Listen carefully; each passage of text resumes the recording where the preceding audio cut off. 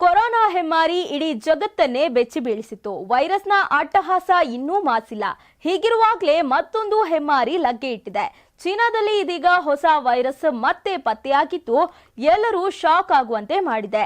ನೆರೆಯ ಚೀನಾ ದೇಶದಲ್ಲಿ ಹೊಸ ವೈರಸ್ ಆತಂಕ ಬೆನ್ನಲ್ಲೇ ಸದ್ಯ ಕೇಂದ್ರ ಆರೋಗ್ಯ ಇಲಾಖೆ ಅಲರ್ಟ್ ಆಗಿದ್ದು ಕರ್ನಾಟಕ ಸೇರಿ ಎಲ್ಲಾ ರಾಜ್ಯಗಳಿಗೆ ILI ಕೇಸ್ಗಳು ಕಂಡು ಬಂದ್ರೆ ಟೆಸ್ಟಿಂಗ್ ಮಾಡುವಂತೆ ಸಲಹೆ ನೀಡಿದೆ.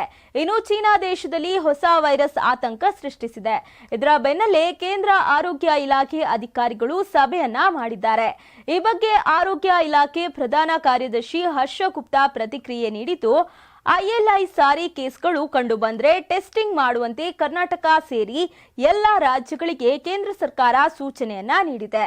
ಆತಂಕ ಪಡುವ ಅಗತ್ಯವಿಲ್ಲ ಅಂತ ಅಧಿಕಾರಿಗಳು ಹೇಳಿದ್ದಾರೆ. ಈ ಸೀಸನ್ನಲ್ಲಿ ವೈರಸ್ ಹೆಚ್ಚಾಗಿ ಬರುತ್ತೆ. ವೈರಸ್ ಹೆಚ್ಚಾಗೋದ್ರಿಂದ ಉಸಿರಾಟದ ಸಮಸ್ಯೆ ಆಗುತ್ತೆ. ಜ್ವರ, ಕೆಮ್ಮಿನಿಂದ ಬಳಲುವವರು ಮಾಸ್ಕ್ ಹಾಕುವಂತೆ ಸಲಹೆ ನೀಡಿದ್ದಾರೆ. ಆರೋಗ್ಯ ಸೇವೆಗಳ ಮಹಾ ನಿರ್ದೇಶನಾಲಯದ ಡಾಕ್ಟರ್ ಅತುಲ್ ಗೋಯಲ್ ಮಾತನಾಡಿದ್ದು, ಮೆಟಾಫ್ಲೂಮೋ ವೈರಸ್ ಸಾಮಾನ್ಯ ಶೀತವನ್ನ ಉಂಟು ಮಾಡುವ ವೈರಸ್. ತುಂಬಾ ವಯಸ್ಸಾದ ಮತ್ತು ಚಿಕ್ಕವರಲ್ಲಿ ಜ್ವರ ಬರಬಹುದು.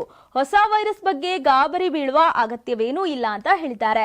ಇನ್ನು ದೇಶದಲ್ಲಿ ಉಸಿರಾಟದ ಸಮಸ್ಯೆಯ ರೋಗಿಗಳ ಡೇಟಾ ವಿಶ್ಲೇಷಿಸಿದ್ದೇವೆ. 2024ರ ಡೇಟಾದಲ್ಲಿ ಅಂತಹ ಗಣನೀಯ ಹೆಚ್ಚಳವಿಲ್ಲ.